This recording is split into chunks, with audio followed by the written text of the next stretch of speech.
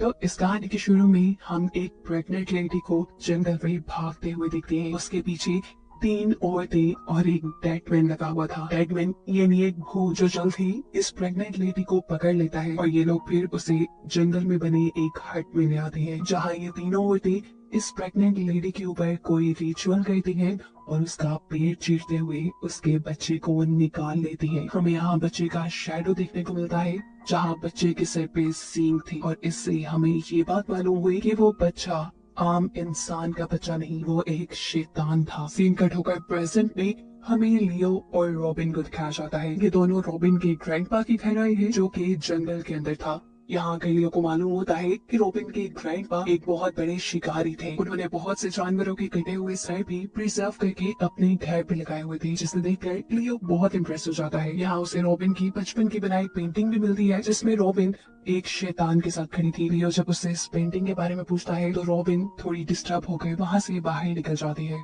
बाहर आने पे उसने देखा कि उनके वॉशरूम में एक जानवर मरा हुआ था। उसकी हालत इतनी खराब थी कि उसे देखते ही रॉबिन को उल्टी आ गई। यहाँ लियो आकर उस जानवर को उठाकर दफना देता है। इसके बाद ये लोग दोबारा अपने घर के अंदर चले जाते हैं और अचानक से इन्हें गोलियां चलने की आवाजें आती हैं। लियो जब बाहर जाकर चेक करता है तो वहाँ एक हंटर था और ये हंटर था रॉबिन के ग्रैंडपा का फ्रेंड। इस हंटर का नाम था आर्थर और आर्थर के पास इस टाइम उसकी बेटी अमेलिया भी थी। आर्थर लियो को बताता है कि ये लोग शिकार करने निकले थे और इन्होंने आज काफी शिकार करना था, क्योंकि गुजरते दिनों के साथ मौसम बदल रहा था और सर्दियां आने वाली थी। सर्दियों में कोई भी शिकारी शिकार नहीं करता। सर्दियां आते ही इस जंगल में से काफी सारे जानवर गायब हो जाते हैं। जानवरों के साथ साथ काफी इंसान भी गायब होते हैं। इन्होंने देखे हैं पिछले कई सालों में तो काफी सारे इंसान भी सर्दियों में गायब हो जाया करते हैं। गायब हुए इंसानों में से एक इंसान मिला भी था, लेकिन वो बहुत ज्यादा जख्मी था खून में लथपथ और उसकी थोड़ी ही देर बाद मौत हो गई। मरने से पहले उसने बताया था कि उसका ये हाल एक सींगों वाले आदमी ने किया है, जिसे यहाँ के लोग कर्ननोस कहते हैं। कर्ननोस को खतरनाक जगहों का गॉड भी माना जाता है, क्योंकि सर्दियां आते ही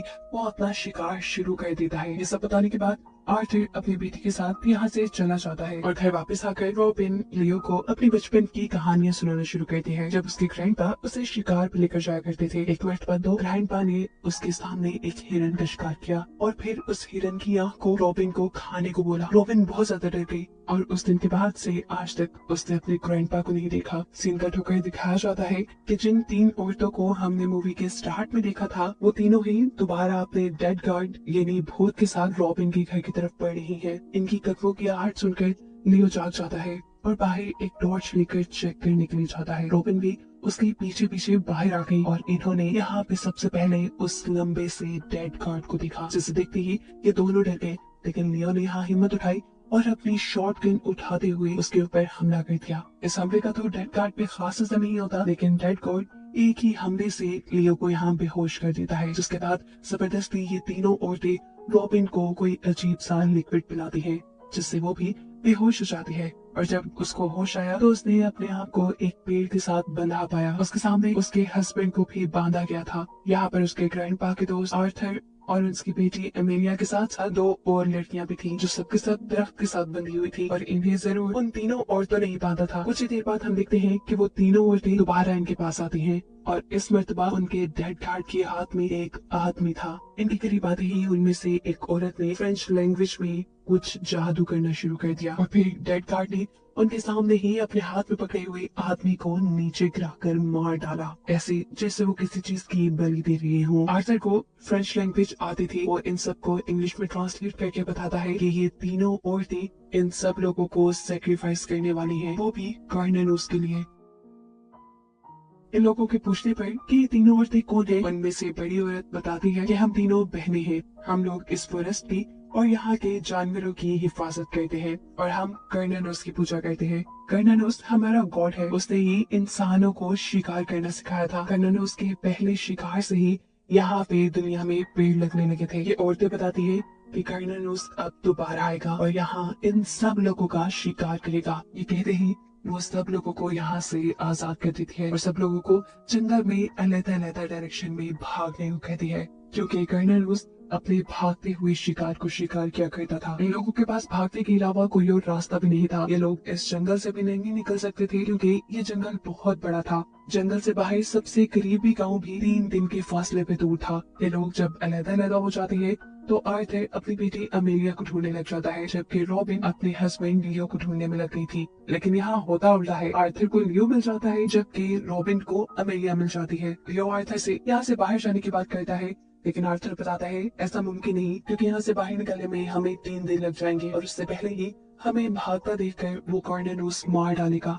और ये सब तब तक नहीं रुकेगा जब तक कॉर्नेलियस अपने आखिरी शिकार को नहीं मार देता। सीन कट होकर हमें 2 लड़कियों को दिखाया जाता है जिनको उन्हीं की तरह कॉर्नेलियस का शिकार बनाने के लिए यहाँ लाया गया था। वो दोनों यहाँ से भागने की कोशिशों में थी, लेकिन गलती से उनमें से एक लड़की का पाँव एक ट्रैप के ऊपर लग जाता है। ये एक ट्रैप था जो कॉर्नेलियस का लगाया हुआ था, और उस लड़की के ट्रैप में पाँव रखते ही कॉर्नेलियस को उसका पता चल जाता है और कॉर्नेलियस दूसरी लड़की के सामने ही उसे मार कर उसे उठाकर यहाँ से ले जाता है और दूसरी लड़की डर के यहाँ से भाग जाती है। सीन कट होकर हम दोबारा अमेलिया और रॉबिन को देखते हैं जो छुपने के लिए एक सेफ जगह ढूंढ रही थी, जबकि दूसरी तरफ लियो और आर्थर भी लकड़ियां जमा कर रहे थे अपना शेल्टर बनाने के लिए। लेकिन तभी पीछे से अचानक आर्थर लियो के ऊपर हमला कर देता है। ये लकड़ी लियो के सर पे लगी थी, जिसकी वजह से लियो बेहोश हो गया। उसे होश आया तो उसने अपने आप को दरख्त के साथ बंधा पाया। ये सब आर्थर ने किया था, वो जान गया था। आर्थर यहाँ उसे कहता है कि मैं ये सब अमेलिया के लिए कर रहा हूँ, मैं एक हंटर हूँ, यानी खुद शिकारी हूँ, किसी का शिकार नहीं बन सकता। ये कहते ही आर्थर तो वहाँ से चला गया, लेकिन कुछ देर में कॉर्नेलियस की नजर लियो के ऊपर पड़ गई। वो सबसे पहले यहाँ लियो को खोलता है, उसे आजाद करता है ताकि लियो भाग जाए। और जब लियो भाग रहा था तो तब अचानक से उसने अपने तीर से लियो की कंधे के ऊपर फायर करते हुए उसे मार डाला। ये कॉर्नेलियस के मारने का स्टाइल था। वो अपने शिकार को इतनी आसानी से नहीं मारता था, ऐसे उसे मजा नहीं आता था। वो अपने शिकार को आजाद करता था, उसे तड़पता हुआ दिखता था और उसके बाद बेबस करके मार देता था। यहाँ दिखाया जाता है कि आर्थर ने अमेलिया और रॉबिन को ढूंढ लिया है। वो इन दोनों को बचाकर सेफ जगह लेकर जाने लगता है और यहाँ रॉबिन उससे लियो के बारे में सवाल करती है और आर्थर जवाब देता है कि लियो मर गया।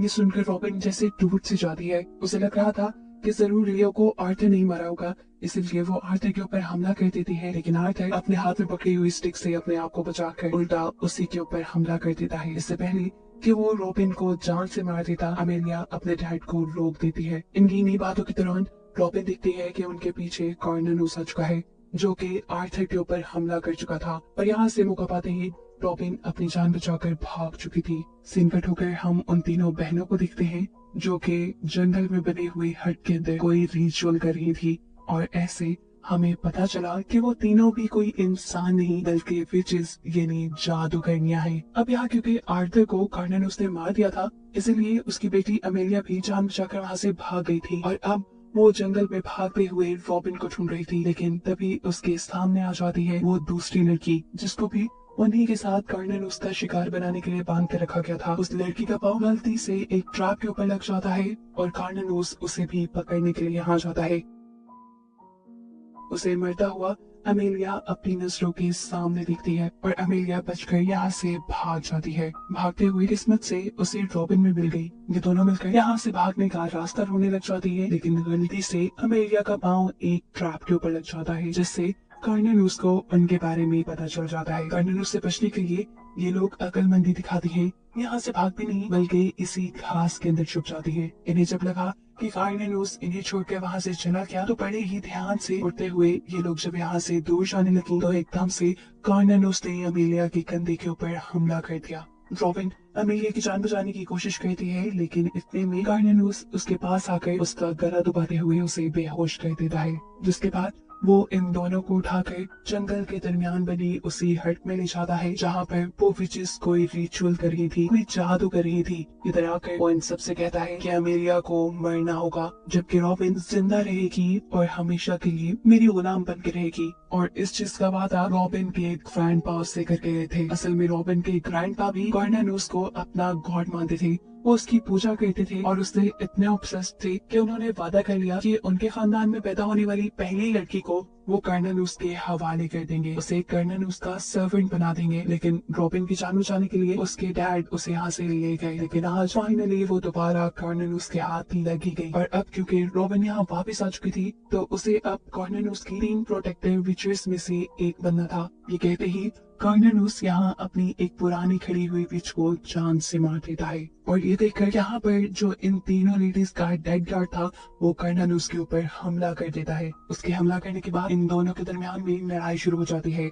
अमेलिया यहाँ से भागने की कोशिश करती है लेकिन यहाँ खड़ी हुई एक विच उसे पकड़ लेती है और दूसरी विच रॉबिन के पेट में स्टैब कर देती है। इससे पहले कि ये विच पूरी तरह रॉबिन को मार देती, अमेलिया इस विच के कपड़ों में आग लगा देती है। ये देखते हुए दूसरी विच अमेलिया के ऊपर हमला करने ही वाली थी कि तभी अमेलिया यहाँ कार्नानूस का वेपन उठाकर उस विच के पेट में स्टैब करते हुए उसे मार डालती है। हम देखते हैं कि कार्नानूस भी डेड गार्ड से जीत कर यहाँ वापस आ चुका था। रॉबिन से कहता है कि अमेलिया को तो मरना होगा। जो बात सुनते ही रॉबिन अमेलिया को यहाँ से भाग जाने को कहती है और कार्नानूस के ही हथियार से अपना गला काट देती है। रॉबिन को मरता हुआ देखकर अब कार्नानूस भी रोने लगा था क्योंकि उसकी तीनों प्रोटेक्टर विचेस मारी गई थी और अब उसके लिए काम करने वाला, उसकी पूजा करने वाला कोई भी नहीं रहा था। वो बस यहाँ खड़ा दूर अमेलिया को भागता हुआ देखता रहता है। जिसके बाद सीन कट होकर हमें दिखाया जाता है कि अमेलिया खून से लथपथ जंगल में पड़ी थी। वो अभी भी जिंदा थी जिसके ऊपर 3 शिकारियों की नजर पड़ जाती है और वो सही वक्त पे अमेलिया को रेस्क्यू करके अमेलिया की जान बचा लेते हैं। कहानी के आखिरी सीन में हमें बताया जाता है कि वो प्रेग्नेंट और जो मूवी के स्टार्ट में भाग रही थी उसी के जरिए इन तीनों विचेस ने कार्नानूस को पैदा किया था और अब क्योंकि तीनों विचेस मर गई थी इसलिए कार्नानूस की कहानी भी यही खत्म।